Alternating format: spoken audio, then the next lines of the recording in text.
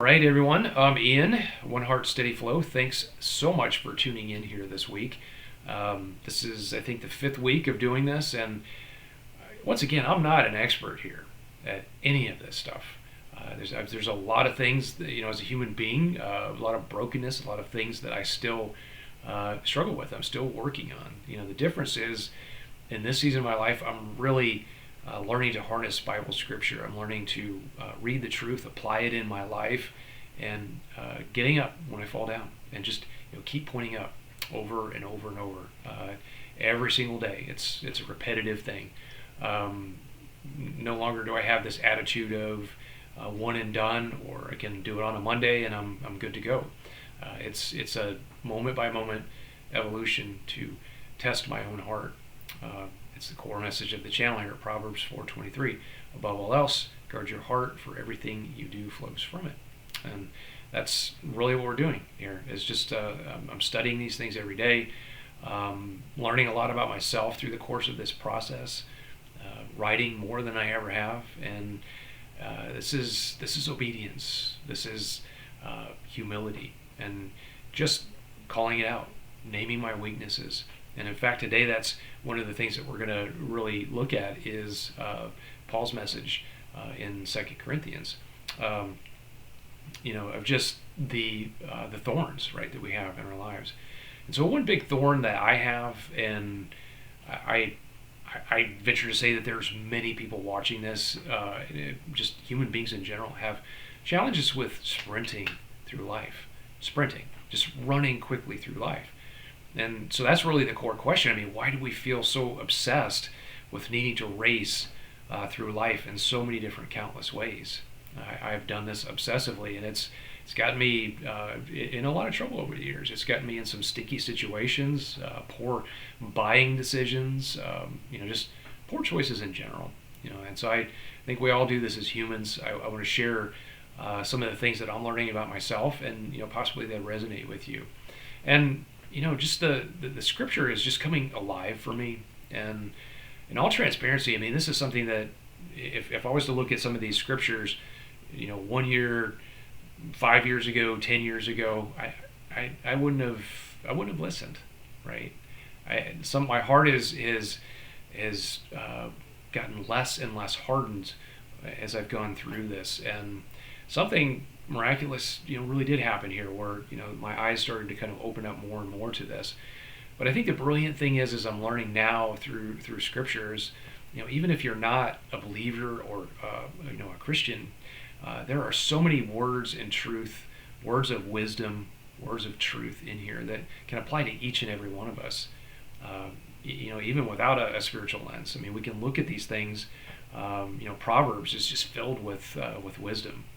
And if we really sit with the words, we really look at the words, and we can kind of get out our own way and some of our own, maybe strongholds and prejudice that we may have, maybe towards the Bible. We can begin to see that maybe we have been carrying out some of these things in our own hearts along the way. And we can see maybe more clearly how we've begun to get off track for ourselves. So why so much speed, right?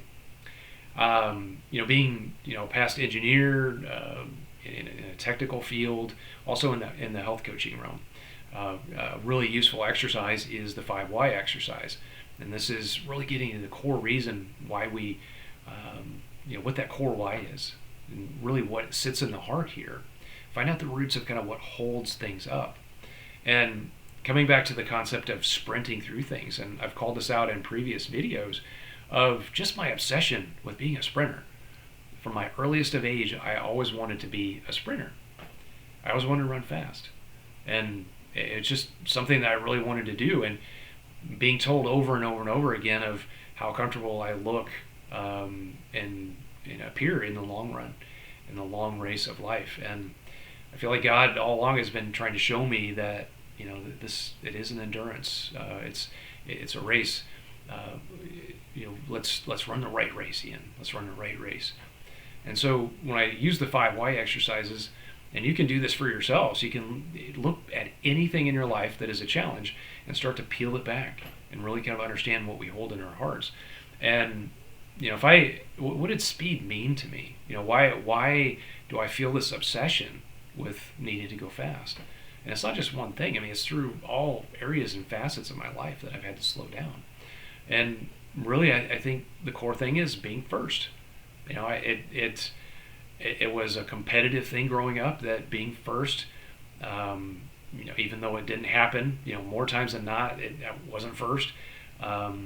It was important because I became seen and valued. So if I try to understand, why was it important for me to be seen? Well, because I was, and a smaller guy physically, and that posed a lot of challenges for me.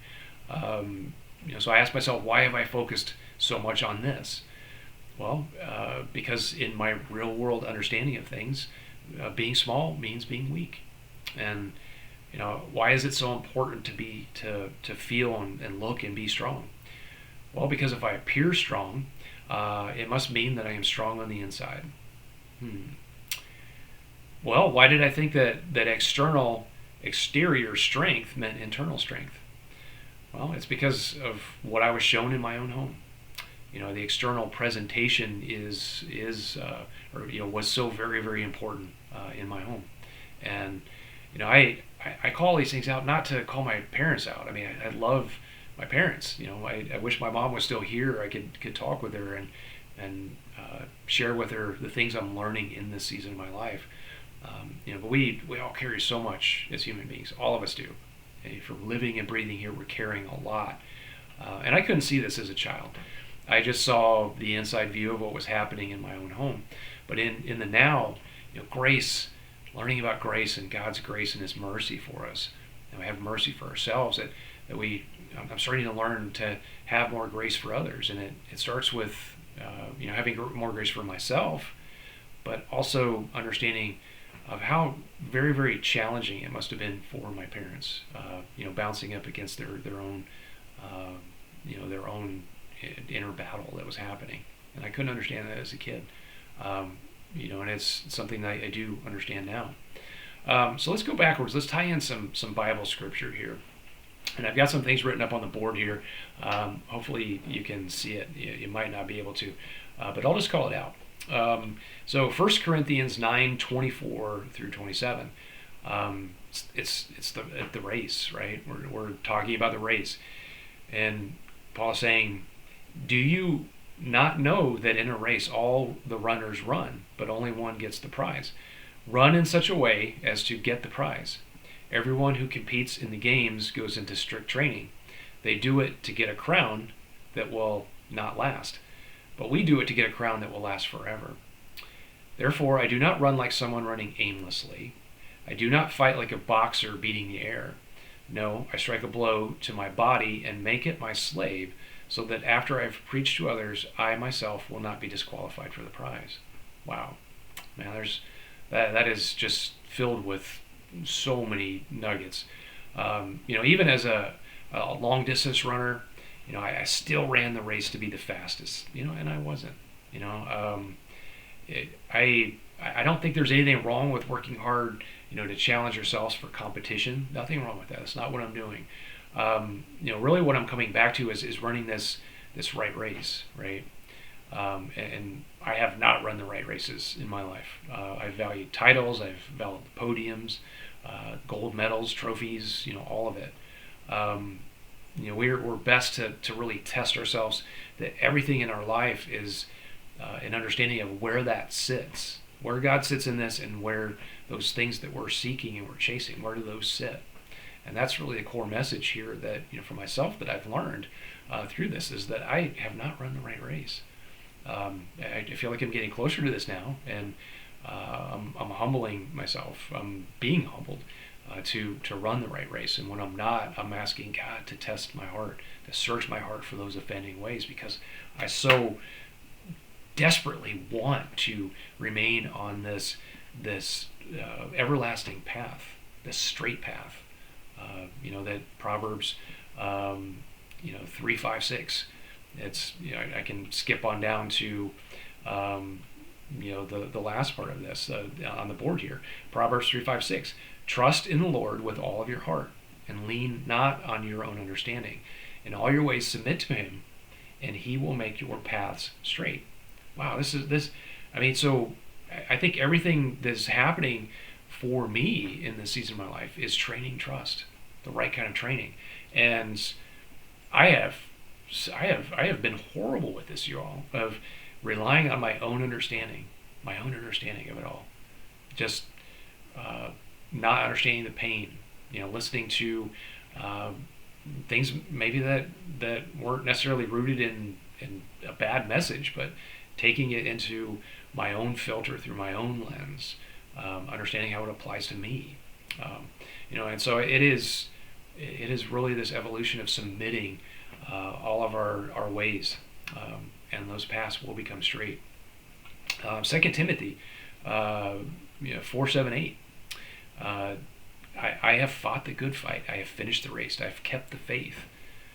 Now there is in store for me the crown of righteousness, which the Lord, the righteous judge, will award to me on that day, and not only to me, but also to all who have longed for his appearing.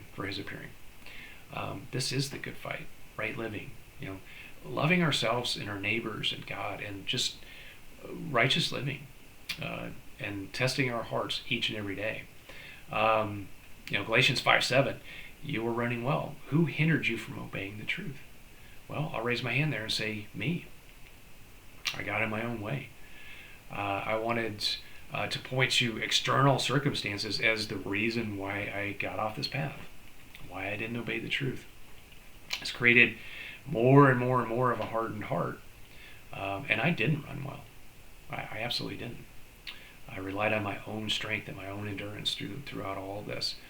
And kind of coming back to what I started off with here in this video on around 2 Corinthians 12:7-9, I was given a thorn in my flesh, a messenger of Satan to torment me. Paul, 3 times, he pleaded with the Lord to take it away from him. But God said to him, my grace is sufficient for you, for my power is made perfect in weakness. Therefore, I will boast all the more gladly about my weaknesses, so that Christ's power may rest on me. Wow, man, that's so. This one core thorn for me when I sit and I study this, and just out of transparency, it's been my own discipline, right? I ever since I was a little kid, I've always had just a really good attention at things when I've really wanted to, and I've used this to really for the wrong reasons, the wrong races. I've used discipline in a way that benefits myself, that makes me feel good about things, and now it is shifting, and that's really the point of this whole thing here, is to learn our own patterns of how we've started to do these things, how we've done these things in our lives, and how we can turn things around. How we can run the right race, how we can point in a different direction here. And so now this discipline, God uses it, like things that were meant for our harm from the enemy, for our good, right? And God knows. He knows that He created a person here with an amazing discipline. But it has been that double-edged sword, because I have used it in ways that didn't bring me closer to God. And so this discipline is being turned around and used for something good. It's capturing Scripture every day. It's reading Scripture. It's using the discipline to capture thoughts, to hold thoughts captive, to look at my heart moment by moment. Staying obedient to a morning routine that honors God first, rather than drifting over into emails or jumping into my day, before I've had a chance to really ground myself in the truth and the Word. And just all of this is not about me. It's not about me. It is an open heart wanting God to work through me, for His purpose, and using the discipline in ways that honor God. And if I'm honest with myself and I study my heart, I know when I'm not doing. When I'm not running the right race. I know when my discipline is serving to satisfy my own fleshly needs. And so that's the core message here, is just, I think the big thing is admitting these weaknesses I could rattle off, 5 easy weaknesses here. Just these are things that I have not been willing to face. These are things, this discipline angle of understanding why I've been doing the things I've been doing, and just admitting them to God, because God's power is made perfect in our weaknesses.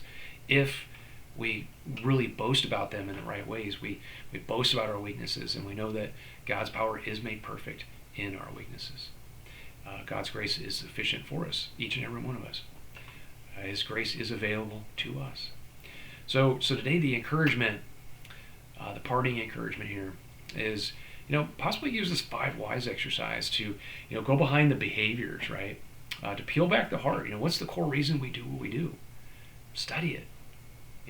Just put on your own lab coat. Get out your clipboard, and just start to understand those behaviors. Start to read the words in the Bible. Look for truth. Look for behaviors of people, because it's all the same. All the people in the Bible, all the people in the now, it's an example of who we are as human beings. All of us. We all struggle with all of these things, and it's a moment by moment peeling back the heart to see what is in there. Slow and steady. As hard as it may be. I know it's been really, really hard for me to move slowly. Currently putting together a book, and it's one of these things where I want to race through it. I want to sprint through it, and I know that that's not going to be of service to anybody other than myself, and that's not why I'm doing this. So I'm slow and steady and deliberate with all of this. These videos, just slow and steady, just taking it slow, being obedient each and every day to do this. And core running concept, interval work. The interval work is hugely important. It's important, these small bursts, right, that build the endurance for the long run. This could be some of the most important things we do. James Clear, in his Tiny Habits book, it's instrumental. Developing tiny habits, just one fragment at a time. If you want to develop a push-up routine, you're doing 3 per day. If you want to develop any habit, it's breaking it down into its smallest parts and doing small intervals. And you don't have to read the Bible all in one sitting. In fact, that's not going to do anything but just satisfy your own checklist. It's about taking it slow, doing intervals, setting up a good 5-minute morning routine. Start with 5 minutes, let it spill into 10. This is a really important thing. And then also in James Clear's work, his Atomic Habits book, habit stacking, good habit stacking there's a lot of value to this. And so as my schedule has gotten more complex with new work, I've noticed I've started to drift in some of my daily breathing practices using a heart rate variability device. And so I've started to see that slip. And so what did I do? So I have a really good anchoring routine in the morning where I am listening to positive videos, spiritual videos based on Bible scripture. And so what I'll do is I'll do some centering and some breathing exercises, that 4-4-4-4, the box breathing technique. 4 seconds in, hold it for 4, 4 seconds out, hold it for 4, and then repeat that. And what we're doing here is we're setting up the nervous system for more balance. It's pulling attention back into the heart space, and it pulls us away from the overthinking brain, which the brain is going to do what it does. It's trying to predict. It's trying to predict outcomes. It's trying to analyze things. The heart is where we want to be. We want to pull our attentions back. So get creative with this, you guys. Whatever works for you, to make that morning routine, make it foundational every single morning. I can't emphasize this enough. It is the absolute most important thing to do. Maybe you're not a morning person, and you have to shift it to the afternoon. Create a routine of some kind. I personally think that the morning is the absolute best time to get us into our day, set us up in for success, for the rest of the day. It feels like it's easier to hold thoughts captive if we set the good foundation, and it is a spiritual battle each and every day. All right, well, that is 20 minutes here, and I just want to thank you once again for tuning in here. I'm going to keep doing this, each and every week. I don't know where it's going to go. It is just an evolution of obedience, just putting myself out there, being vulnerable, being humble, knowing that I don't have all the answers. That I'm learning a lot about myself through this process here. And so my prayers, my sincerest prayers to each and every one of you out there who may be struggling with something. Maybe it's an addiction. Maybe things are just not going well in your lives right now. I pray for each and every one of you out there that you will keep searching your heart, asking for God to show you truth, help to anchor that truth, help to open this heart. Lord, scan my heart, search for offending ways, and help me to walk on the path that's everlasting, this everlasting path. And I pray this for each and every one of you out there today. And God bless you. And once again, subscribe to this, not for likes, just to keep getting the word out there, right? If you know anybody, just pass this video on. And let's just keep doing, God's work here, strengthening one another, iron sharpening iron. And so that's it. We'll see you next week. God bless you all.